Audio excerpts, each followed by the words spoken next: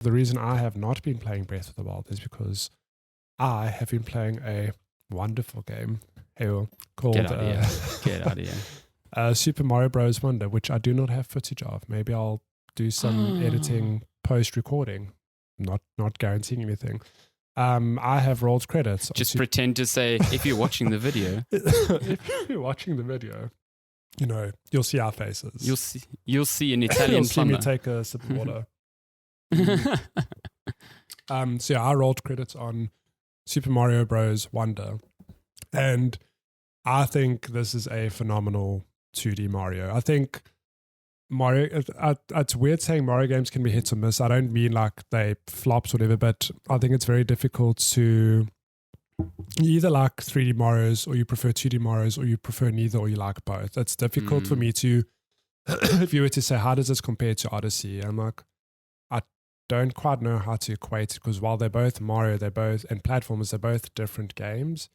But in terms of 2D platforming, like I think Mario Wonder is right up there. It's a phenomenal time. Like I think Nintendo are just wizards at bringing, like we all know what Nintendo's core mantra is. It's basically like bring joy to people, like make people feel good, make them smile. And I think Mario Wonder is so good at that because the whole game, while these 2D levels are bite-sized, they all have this like aha moment or just a mechanic that lasts literally for that level, maybe 2 levels, and then you never see it again. And then in the next level, they bring something else.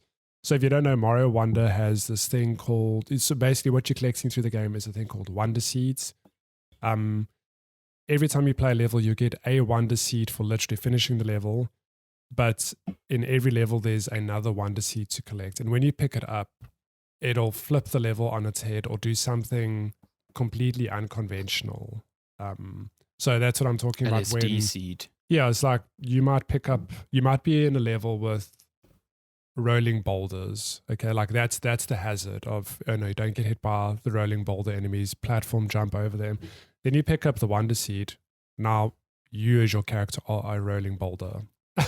It's just like these unexpected things. And it's a thing of like you've got to like roll and platform. It changes up the dynamic just enough to feel fresh. And you'll literally do that for one level. And Mario lived long enough to see himself become the villain. Damn.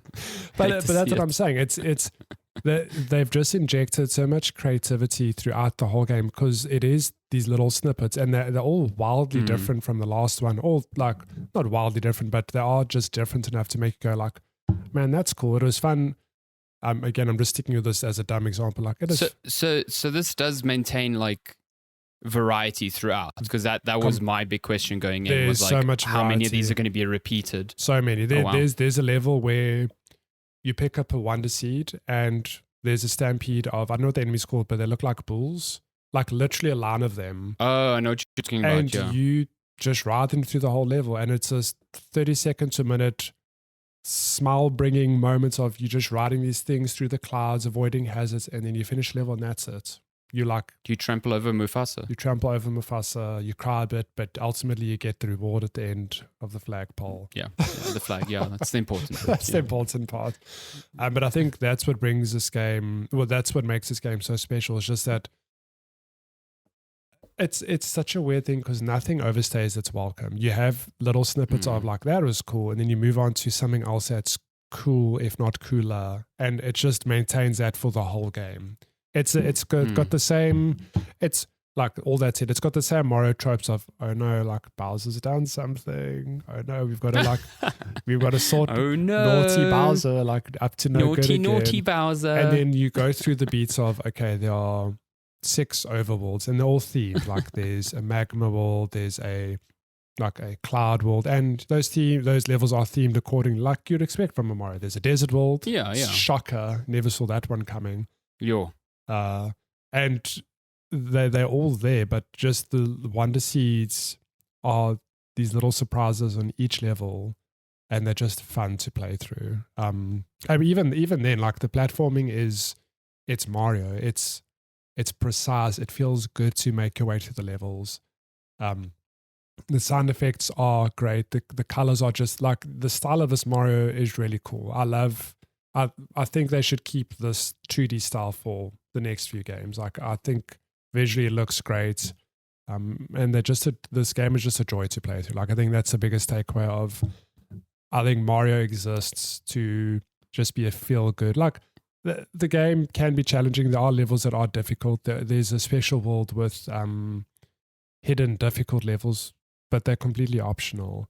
And then even then, the existing campaign where there are challenging levels, you can collect badges throughout the game, which give you abilities or modifiers to make things easier or difficult. Like, for example, there's a badge you can equip that you can't not run, so you can't stand still. You're permanently running, but it helps you launch off platforms, meaning you can like jump further, for example. So it's a fun way to modify levels.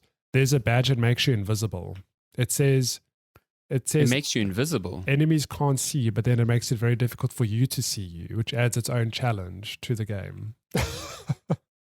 Okay. So how do you platform when you can't see? No. So when you jump, there's like little smoke clouds. So that's so you can add that on if you want to, or you can put a badge that's like you just jump higher, you run faster.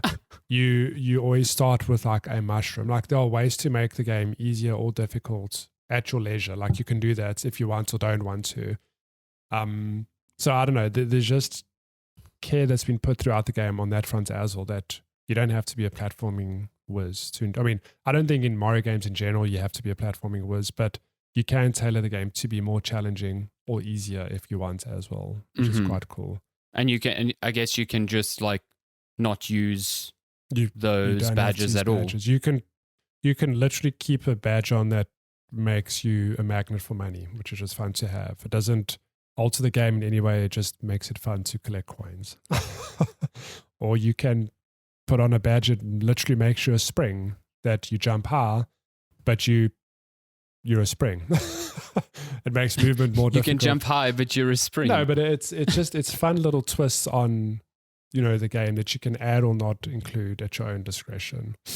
Yeah, also, which I never did, this game is multiplayer. You can have 4 people playing at any time, which I imagine... I heard it's got like almost like a Dark Souls multiplayer, where... So I didn't get to explore that. It's like you can see people doing stuff. So you can collect a thing called standees throughout the game, which is like a little cardboard cutout of your character, and you can place them in levels. So you could, for example, put a standee, I guess, like pointing up, and then that'll pop up if you connect it online. That'll pop up in other people's worlds, and they can look at the stand and go like, oh, they're pointing up. Like, maybe there's a hidden seed there, or one of those purple coins that I need to go collect.